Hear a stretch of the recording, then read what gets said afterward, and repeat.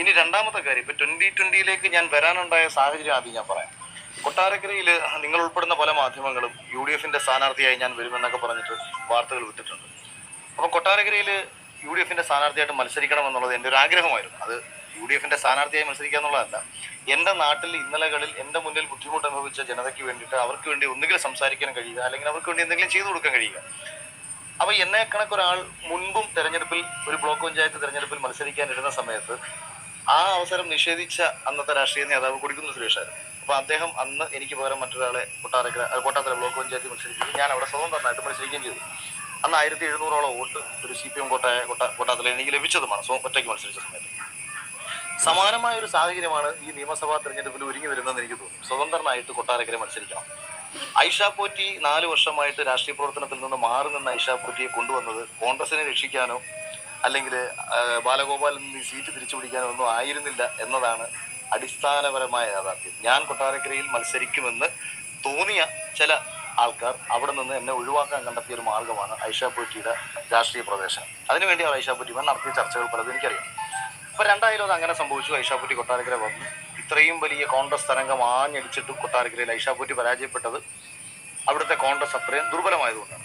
ഈ കോൺഗ്രസിന്റെ ദുർബലത, കോൺഗ്രസിനുള്ളിലുള്ള വ്യക്തിബന്ധങ്ങളൊക്കെ മുതലാക്കിക്കൊണ്ടും ഒരു സ്വതന്ത്രമായിട്ട് മത്സരിച്ചു കഴിഞ്ഞാൽ എനിക്ക് അവിടെ മാന്യമായ ഒരു വോട്ട് അവിടെ പിടിക്കാൻ പറ്റുമെന്നുള്ള എൻ്റെ ചിന്ത ആ സമയത്തുണ്ടായിരുന്നു. അങ്ങനെ ഇരുന്ന സമയത്താണ് NDAയുടെ പല ഏജൻസികളും എന്നെ ബന്ധപ്പെടുന്നത്. അപ്പോൾ ഇതിനകത്ത് വലിയ സാമ്പത്തിക ഓഫറുകൾ നൽകി ബന്ധപ്പെട്ട ഏജൻസികളുണ്ട്. 2020 ഭാഗമായിട്ട് തന്നെ ആദ്യം ബന്ധപ്പെടുന്നത് NDAയുടെ റാം എന്ന് പറഞ്ഞിട്ട് അവരുടെ ഒരു നാഷണൽ ക്യാമ്പയിനും കാര്യങ്ങളൊക്കെ നോക്കുന്ന അവരൊരു ഏതൊരു ടീമിനെ ഏൽപ്പിച്ചതാണ്. പല പ്രാവശ്യം എന്നെയും മാനേജരെയും ഒക്കെ ബന്ധപ്പെട്ടപ്പോഴും ഞാൻ ഇയാളെ കാണാൻ പോലും കൂട്ടാക്കിയിരുന്നില്ല. ഫെബ്രുവരി 5-ാം തീയതി ശ്രീ രമേശ് ചെന്നിത്തല എന്നോട് ഏത് മണ്ഡലം അഖിലിന് നോക്കണം, അതായത് കൊട്ടാരക്കര ഇല്ല എന്നുണ്ടെങ്കിൽ ഏത് മണ്ഡലം നോക്കണം എന്ന് പറഞ്ഞ സമയത്ത് ഞാൻ ആദ്യം പറയുന്നത് നിയമം നോക്കിക്കോളൂ, അല്ലെങ്കിൽ പിണറായി വിജയന്റെ തലശ്ശേരി ധർമ്മടം നോക്കിക്കോളൂ എന്നാണ്. അല്ലെങ്കിൽ അവിടെ എനിക്ക് സംസാരിക്കാനുള്ള, പൊളിറ്റിക്സ് സംസാരിക്കാനുള്ള ഒരു സ്പേസ് സൃഷ്ടിക്കപ്പെടും എന്നുള്ളതായിരുന്നു.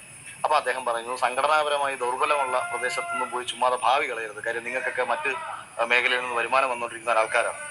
അത് കഴിഞ്ഞതിന് ശേഷം സാബു ജേക്കബ് എന്നെ ബന്ധപ്പെടുന്ന സമയത്ത് അപ്പോൾ ഇതിന് ശേഷം ഈ ജമാഅത്ത് ഇസ്ലാമിക്കെതിരെ ഞാൻ പല പ്രാവശ്യം ചില സ്റ്റേറ്റ്മെന്റുകൾ നടത്തിയിട്ടുണ്ട്. അപ്പോൾ അത് കോൺഗ്രസിന്റെ ആശയമായി ചേർന്ന് പോകുന്നതല്ല.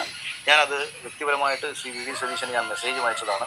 രാഷ്ട്രീയമായിട്ട്, അതായത് നമ്മൾ വർഗീയതയ്ക്കെതിരെ പറയുമ്പോൾ കേവലം ഒരു NSS, SNDP, RSS മാത്രമാക്കി ചുരുക്കാതെ അതിൽ ജമാഅത്ത് ഇസ്ലാമിയുടെ വർഗീയ രാഷ്ട്രീയം കൂടെ നിങ്ങൾ തുറന്ന് കാണിക്കൂ എന്ന് ഞാൻ അദ്ദേഹത്തിന് മെസ്സേജ് അയച്ചാണ്. അതിനുശേഷം എനിക്ക് അദ്ദേഹം മെസ്സേജ് ഒന്നും അയച്ചില്ല. പക്ഷേ ഞാനിത് പറഞ്ഞത് ഇതിന് ഇഷ്ടപ്പെട്ടിരുന്നില്ല.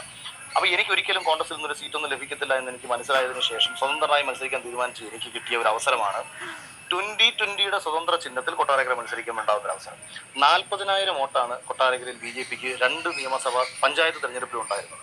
അപ്പോൾ 40,000 വോട്ട് പഞ്ചായത്തിൽ കിട്ടിയ BJPക്ക് 2 നിയമസഭയിലും അത് 21,000-20,000 എത്തിക്കാനേ കഴിഞ്ഞിരുന്നുള്ളൂ. അപ്പോൾ എനിക്ക് വ്യക്തിപരമായിട്ട് BJPയുടെ വോട്ട് കൂടാതെ വ്യക്തിപരമായി നേടിയെടുക്കാൻ കഴിയാവുന്ന വോട്ടുകൾ അവിടെ പിടിച്ച് കൊട്ടാരക്കരയിൽ ഒരു മാന്യമായ പ്ലേസ്മെന്റ് ഉണ്ടാക്കിയെടുക്കാം, കുറഞ്ഞ പക്ഷം കോൺഗ്രസിനെ 3-ാം സ്ഥാനത്ത് എത്തിക്കാം, ഈ ഒരു ചിന്തയിലാണ് മത്സരിക്കാൻ തീരുമാനിച്ചത്. ഇതാണ് സാബു ജേക്കബ് എനിക്ക് നൽകിയ ഓഫർ. ഡൽഹിയിൽ വെച്ച് ഫെബ്രുവരി 11-ാം തീയതി ഡൽഹിയിലാണ് ഞാനെന്നും ഉറപ്പ് നൽകിയെങ്കിൽ മാത്രമേ കൊട്ടാരക്കര സീറ്റ് ഞങ്ങൾ മേടിക്കത്തുള്ളൂ. അഖിൽ 2020 വന്നെങ്കിൽ മാത്രമേ കൊട്ടാരക്കര സീറ്റ് മേടിക്കൂ. കാര്യം കൊട്ടാരക്കരയിൽ അവർക്ക് ആളില്ല. കൊട്ടാരക്കരയിൽ നല്ല ഒരിടത്ത് അവർക്ക് ആളില്ല എന്നുള്ളത് പിന്നീട് ഞാൻ തൃക്കാക്കര വന്നപ്പോൾ എനിക്ക് മനസ്സിലായി. അപ്പോൾ എനിക്ക് ഈ സീറ്റ് ഉറപ്പ് പറയുന്നു. ഫെബ്രുവരി 15-നാണോ ശിവരാത്രി നോക്കണം, 15-ഓ 16-ഓ ആണ്. ഞാൻ തലേ ദിവസം, എൻ്റെ നാട്ടിൽ ശിവരാത്രി ഉത്സവമാണ്, തലേന്ന് ഞാൻ പോകുമ്പോൾ തന്നെ ഇദ്ദേഹം പറയുന്നത് ക്യാമ്പയിൻ സ്റ്റാർട്ട് ചെയ്തോളൂ എന്നാണ് പറയുന്നത്. ശിവരാത്രിയുടെ വന്നതിന് ശേഷം ഞാൻ പറയുന്നു ഐ സ്റ്റാർട്ടഡ് മൈ ക്യാമ്പയിൻ എന്ന് ഞാൻ പറയുന്നു. അതിനുശേഷം രശ്മി BJPയിലേക്ക് വരാൻ പോകുന്നു എന്നൊരു തീരുമാനം ഞാൻ അറിയുന്നു. അപ്പോൾ ഞാൻ ഇദ്ദേഹത്തോട് സംസാരിച്ചു, രശ്മി ഇങ്ങനെ വരുന്നുണ്ട്, നമുക്ക് എന്തെങ്കിലും പ്രശ്നം ഉണ്ടാകുമോ? ഞാൻ രാഷ്ട്രീയക്കാരനൊന്നുമല്ല, എനിക്ക് പറഞ്ഞ ഒരൊറ്റ വാക്കേ ഉള്ളൂ, ഞാൻ രാഷ്ട്രീയക്കാരെ കണക്ക് 10 അഭിപ്രായം പറയുന്ന ഒരാളല്ല. അഖിൽ അങ്ങനെ കൂടെ എന്നെ വിളിച്ചിട്ട് കൊട്ടാരക്കര സീറ്റ് കിട്ടുമോ എന്ന് ചോദിക്കേണ്ട കാര്യമൊന്നുമില്ല. ഞാൻ പറഞ്ഞാൽ അത് പറഞ്ഞതാണ്. ഓക്കെ, അങ്ങനെ സംസാരിച്ച് മനസ്സിലായി. ഞാൻ പിന്നീട് ഫെബ്രുവരി 19-നോ മറ്റോ ഞാൻ വീണ്ടും ഇദ്ദേഹത്തെ നേരിട്ട് കാണുന്നു. നേരിട്ട് കണ്ട സമയത്ത് ഓഫീസിൽ നിന്ന് ഞാൻ പറയുന്നു, ഇങ്ങനെ ഒരു സാധ്യതയുണ്ട്. കാരണം പുള്ളിക്ക് അടിസ്ഥാന രാഷ്ട്രീയത്തെക്കുറിച്ച് യാതൊരു ബോധവുമില്ല. ഞാൻ പറയുന്നു, ഒരാൾ നിയമസഭയിൽ കോൺഗ്രസ് വിട്ട്, നിയമസഭയിൽ മത്സരിച്ച ഒരാൾ കോൺഗ്രസ് വിട്ട് BJPയിലേക്ക് വന്നാൽ സ്വാഭാവികമായി BJPക്ക് അവർക്ക് സീറ്റ് കൊടുക്കണം.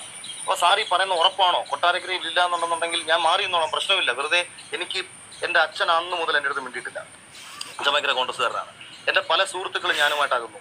പലരും ഞാൻ എടുത്ത തീരുമാനത്തോട് വിയോജിച്ചു. സോഷ്യൽ മീഡിയയിൽ എനിക്കെതിരെ അതിശക്തമായ നെഗറ്റീവ് ക്യാമ്പയിൻ നടക്കുന്നു. എന്നെ ഇഷ്ടപ്പെട്ട ആൾക്കാർ പലരും തെറി വിളിക്കുന്ന സാഹചര്യം വരുന്നു. ഞാൻ ഒരു മതേതര മൂല്യത്തോടു കൂടി നിലനിൽക്കണമെന്ന് ആഗ്രഹിച്ചത് കൊണ്ടാണ് ഞാൻ യഥാർത്ഥത്തിൽ 2020 പോകുന്നത് തന്നെ.